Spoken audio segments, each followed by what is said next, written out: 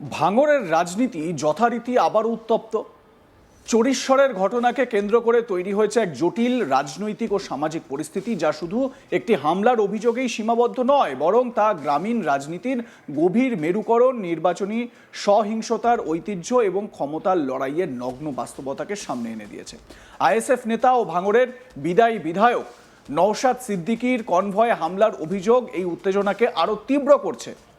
শনিবার 11 এপ্রিল রাতে চরিশ্বর এলাকায় নির্বাচনী সভা সেরে ফেরার পথে নওশাদ সিদ্দিকীর কনভয়ে হামলার অভিযোগ ওঠে। তার দাবি, নিরাপত্তা রক্ষীদের গাড়ির পিছনের কাঁচ ভেঙে দেওয়া হয় এবং গাড়ি লক্ষ্য করে ইট ছোড়া হয়। ঘটনাটি ঘটে বাসন্তী হাইওয়ের কাছে, যা দক্ষিণ 24 পরগনার অন্যতম গুরুত্বপূর্ণ সংযোগ সড়ক। এই ঘটনার পরপরই আইএসএফ কর্মীরা ঘটকপুকুর মোড়ে অবরোধ গড়ে তোলেন। বিক্ষোভে উত্তেজনা দ্রুত ছড়িয়ে পড়ে। শুধু তাই নয়, ক্যানিং পূর্ব কেন্দ্রের তৃণমূল প্রার্থী বাহারুল ইসলামের গাড়িও আটকানো হয় এবং তার বিরুদ্ধে বিক্ষোভ প্রদর্শন করা হয়। দেখুন সেই মুহূর্তের ছবি।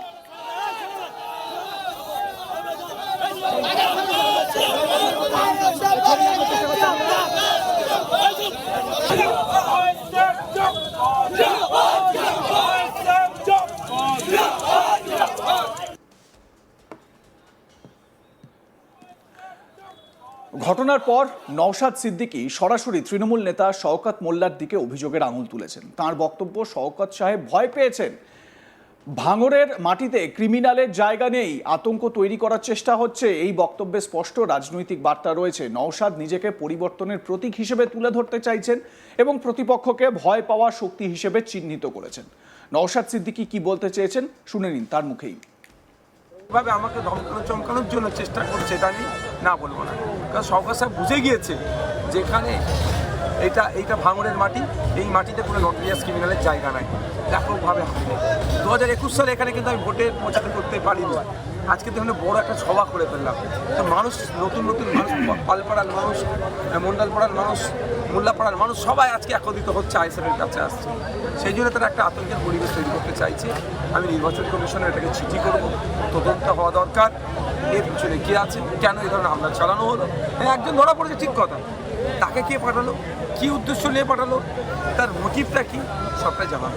তবে এতটুকু শওকত সাহেবকে এতটুকু এই কথাটা বলবো, কাউকে দিয়ে গাড়িতে হামলা চালানো পুলিশের মতো কাজ করবেন না। রাজনৈতিকভাবে অবশ্যই ভয় পাচ্ছে, হারের ভয় পাচ্ছে, নওশাদ সিদ্দিকী ভয় পাচ্ছে না, ভাঙড়ের মানুষকে ভয় পাচ্ছে। ভাঙড়ের মানুষ ওদেরকে হারাবার জন্য রেডি হয়ে গেছে। শওকত সাহেবকে বলবো, এরকম কারো গাড়িতে কাউকে পাঠিয়ে হামলা চালানো পুলিশের মতো কাজ করবেন না। আসুন মানুষের সাথে কম্পিটিশানে আসি, মানুষের মতামতকে ভরসা করি। তাহলে ভরসা করতে পারছেন না কেন? আমনশ্বর একটা জনসভা ছিল, ঘটনার পর থেকে আমি যখন যাচ্ছিলাম, আমি মিছিল যাচ্ছি, মলি মুকুন্দির ওখানে ওখানে প্রধানের বুথে, প্রধান ওদেরকে নিয়ে ওটা বসা করে, ওখান থেকে বসে যেভাবে অশ্লীল ভাষায় কথাবার্তা মহিলাদের আমাকে তো যা বলছেই বলছে, বাচ্চা আমাকে প্রশাসন ওখানে একটা ছিল। পরে যখন প্রটেস্ট করি, তখন প্রশাসন এসে দাঁড়াচ্ছে। ওখানে একটা হিংসার পরিবেশ তৈরি করতে চেয়েছিল। আমাদের মহিলারা, আমাদের পুরুষরা যদি ঘুরে দাঁড়াতো, তাহলে কি তারা হিংসা হতো, ভাঙড়ে বদলাম। শওকত সাহেব দেখছি ভাঙড়ের একটা টেরর এরিয়া করতে চাইছে, একটা সন্ত্রাসের পরিবেশ তৈরি করতে চাইছে, ভয়ের পরিবেশ তৈরি করতে চাইছে। আর এখন এখানে ব্যবহার 1 নম্বরে চরিশ্বরের একটা প্রোগ্রাম ছিল, আমাদের প্রোগ্রাম একটা শেষের পথে, মানে আজ 2-5 মিনিট বাকি থাকবে।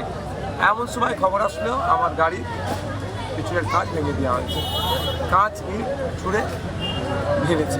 কোথায় মেরেছে? সেটা লাইট জ্বলছিল, পরিকল্পনা করে লাইটটাকে বন্ধ করে ভেঙেছে। প্রশাসনকে আমি বলেছিলাম যে 10 মিনিট টাইম দিয়েছিলাম, 15-20 মিনিটের মধ্যে প্রশাসন একজনকে ধরেছে। মানে আমার যখন গাড়ির কাছে ইট ছুঁড়ে, আমার ড্রাইভার কিন্তু তাকে মানে একটা তার বডিটাকে দেখে নিয়েছিল, ভিডিও যেটা দেখিয়েছে ভিডিওর সাথে ম্যাচ হয়েছে। তো এখন এটা হচ্ছে কথা, এবার ইনভেস্টিগেশনের পার্ট শওকত সাহেব পাঠিয়েছিল না লোকাল গুন্ডা মস্তানরা পাঠিয়েছিল, দেখার বিষয়। অন্যদিকে শওকত মোল্লা সম্পূর্ণভাবে এই অভিযোগ অস্বীকার করেছেন, যেটা খুবই স্বাভাবিক।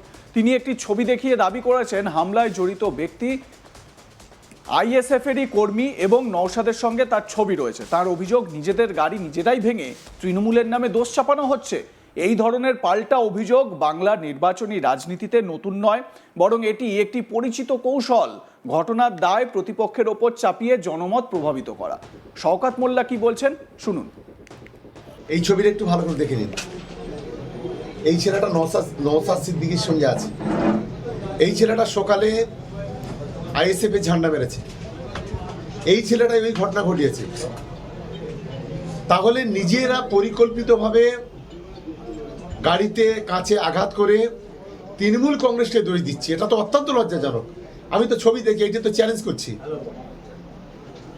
এই ছেলেটা কি আইএসএফ এর ছেলে নয় বলে নওশাদ সিদ্দিকী তাহলে বলুক যে ছেলেটা আমাদের ছেলে নয়। আমরা বলছি এই ধরনের কাজগুলোকে আমরা ঘৃণা করি। যদি আমাদের কোনো ছেলে করে থাকে যদি সত্যিকারের তৃণমূল কংগ্রেসের কেউ করে থাকে, নিশ্চিতভাবে আইনত ব্যবস্থা হোক।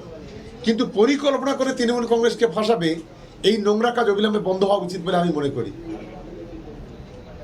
নকি পীরজাদা বলে দাবি করে, অ্যাটিচিউডটা দেখলাম তো পাগল হয়ে গেছে। আরো অপেক্ষা করুন। পাগল হয়ে গিয়ে এভাবে তৃণমূল কংগ্রেসের কর্মীদের এভাবে দোষারোপ করবেন না, এটা আমি নওশাদ সিদ্দিকীকে অনুরোধ করব। প্রশাসন আছে, দেখে নেবে। আমি তো দেখলাম 5 মিনিটের বেশি স্থায়ী হলো না। কেন? কত নাটক করবে? এই নাটকগুলো বন্ধ হওয়া উচিত। কিছু করলে ন্যাংটো হয়ে রাস্তায় বসে যাওয়া। কদিন আগে আমি দেখলাম বরাদিতে একটা ছোট্ট ঘটনাকে কেন্দ্র করে অবরোধ করে বসে থাকলো নওশাদ। বলছে যে পুলিশের বলছে হয় আপনারা ধরে আনুন, না কবর থেকে তুলে নিয়ে আসবো। এত বড় হিম্মত কে দিয়েছে ওর?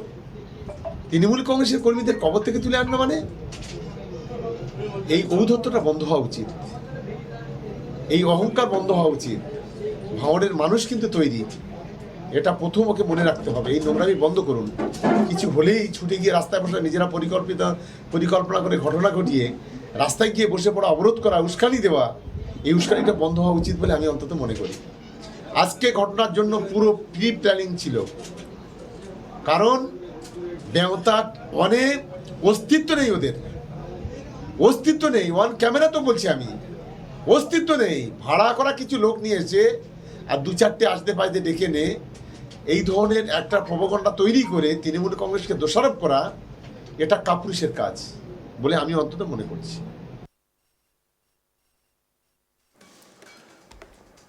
ভাঙড় এলাকাটি দীর্ঘদিন ধরেই রাজনৈতিকভাবে অস্থির।